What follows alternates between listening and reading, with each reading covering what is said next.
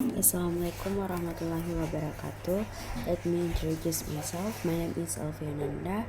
I'm from PPXC and my number student is 20400122019. Okay, I'm here. I will explain my answer about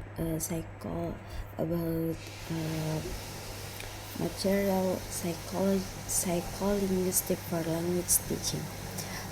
The question number 1: in your opinion, is there any relationship between language and human mind? Explain your answer about the representation of the relationship.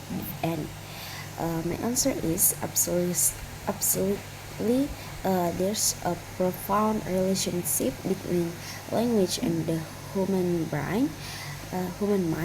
Language space our thoughts, influencing how we perceive and categorize experiences.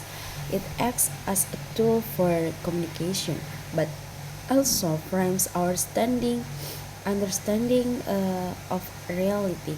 The ultimate representation of this relationship can be seen in concepts like linguistic relativity, where the structure of a language affects its speaker's worldview and cognition. Next, the question number 2: what do you know of psycholinguistic from online sources perspectives? My answer is psycholinguistic explores the intersection of language and psychology, focusing on how we understand, produce, and acquire language. From online sources, it emphasizes the cognitive process involved in language comprehension and production, as well as how language development occurs in children. Key areas include syntax, semantic, phonetics, and the effect of language on talk. Next, the question number 3: what do you know of psycholinguistic emphasizes several key areas? What do you know of psycholinguistic from expert views? My answer is expert in psycholinguistic emphasizes several key areas. First, cognitive process. Cognitive process refers to a series of steps occurring in human brain that enable the mind to learn, to know, to understand, and to store information. Next, linguistic acquisition. Linguistic acquisition refers to a process where humans acquire the capacity to receive, and to understand a range of language tools, including phonology, morphology, syntax, and semantic, which are used to produce words and sentences for communication. The last is ability to use language. Ability to use language refers to the potential that humans have to perform knowledge of language that enables them to produce and to comprehend language in communication orally.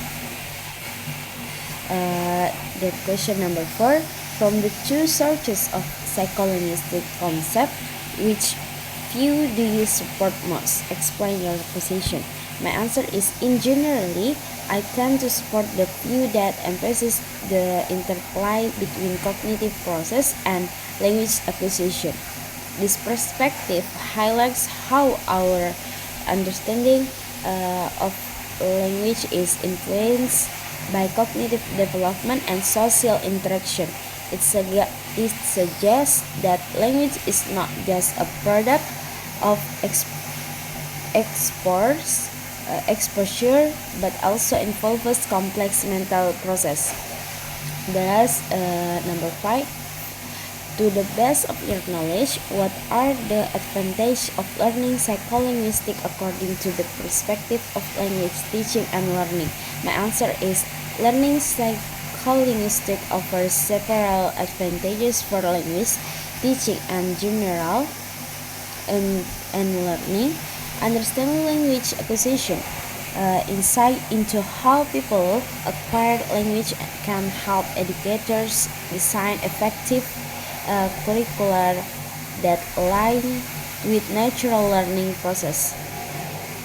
Second, cognitive process. Knowledge of cognitive mechanism involved in language processing can enhance teaching methods, making them more effective by incorporating strategies that align with how the brain processes language. Error analysis. Understanding common language errors from a psycholinguistic perspective allows teachers to address specific challenges learners face involving instructional approaches. Second, language learning, motivation and engagement, individual differences, pragmatics and context, feedback mechanism. I think that's all my answer. Thank you very much for your attention. Assalamualaikum warahmatullahi wabarakatuh.